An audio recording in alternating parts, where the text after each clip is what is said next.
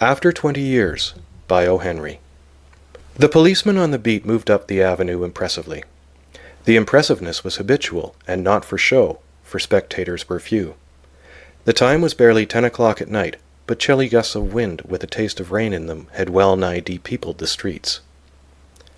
Trying doors as he went, twirling his club with many intricate and artful movements, turning now and then to cast his watchful eye down the Pacific thoroughfare, the officer, with his stalwart form and slight swagger, made a fine picture of a guardian of the peace. The vicinity was one that kept early hours. Now and then you might see the lights of a cigar store or of an all-night lunch counter, but the majority of the doors belonged to business places that had long since been closed. When about midway of a certain block, the policeman suddenly slowed his walk. In the doorway of a darkened hardware store, a man leaned, with an unlighted cigar in his mouth. As the policeman walked up to him, the man spoke up quickly. "It's all right, officer," he said reassuringly. "I'm just waiting for a friend. It's an appointment made 20 years ago. Sounds a little funny to you, doesn't it? Well, I'll explain if you'd like to make certain it's all straight. About that long ago, there used to be a restaurant where this store stands, Big Joe Brady's restaurant." "Until 5 years ago," said the policeman. "It was torn down then." The man in the doorway struck a match and lit his cigar. The light showed a pale, square-jawed face with keen eyes, and a little white scar near his right eyebrow. His scarf pin was a large diamond, oddly set.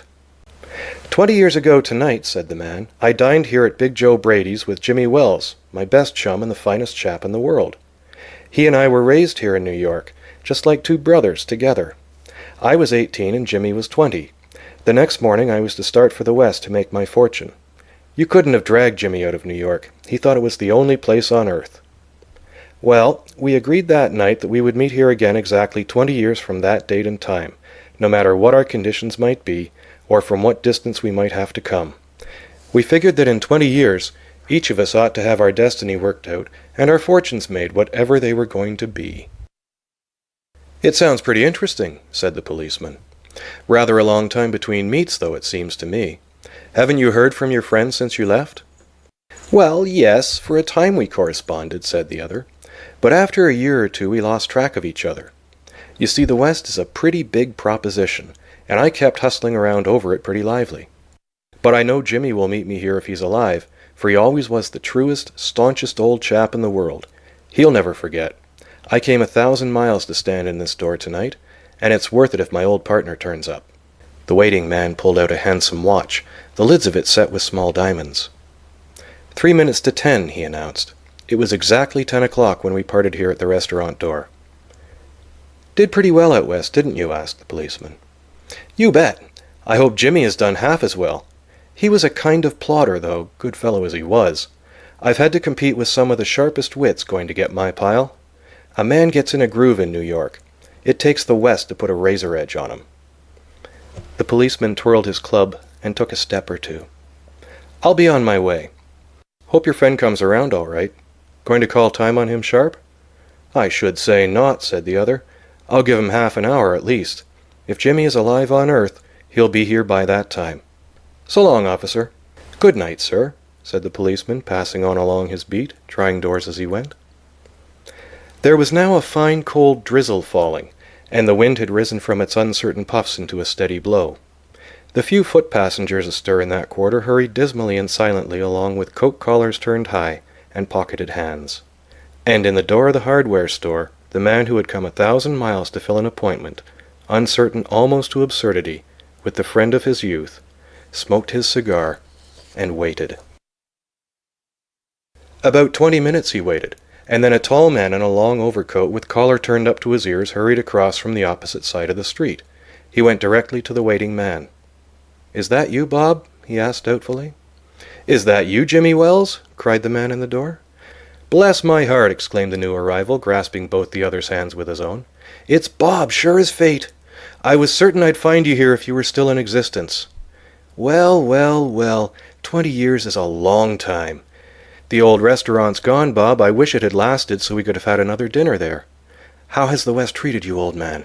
"Bully. It has given me everything I asked it for. You've changed lots, Jimmy. I never thought you were so tall by 2 or 3 inches. "Oh, I grew a bit after I was 20. Doing well in New York, Jimmy? Moderately. I have a position in one of the city departments. Come on, Bob, we'll go around to a place I know of and have a good long talk about old times. The two men started up the street, arm in arm. The man from the west, his egotism enlarged by success, was beginning to outline the history of his career. The other, submerged in his overcoat, listened with interest. At the corner stood a drugstore, brilliant with electric lights. When they came into this glare, each of them turned simultaneously to gaze upon the other's face. The man from the west stopped suddenly and released his arm. "You're not Jimmy Wells," he snapped. 20 years is a long time, but not long enough to change a man's nose from a Roman to a pug." "It sometimes changes a good man into a bad one," said the tall man. "You've been under arrest for 10 minutes, Silky Bob. Chicago thinks you may have dropped over our way and wires us she wants to have a chat with you. Going quietly, are you? That's sensible. Now, before we go on to the station, here's a note I was asked to hand you. You may read it here at the window. It's from Patrolman Wells." The man from the west unfolded the little piece of paper handed him. His hand was steady when he began to read, but it trembled a little by the time he had finished. The note was rather short. "Bob, I was at the appointed place on time.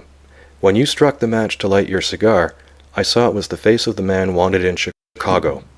Somehow I couldn't do it myself, so I went around and got a plainclothes man to do the job. Jimmy."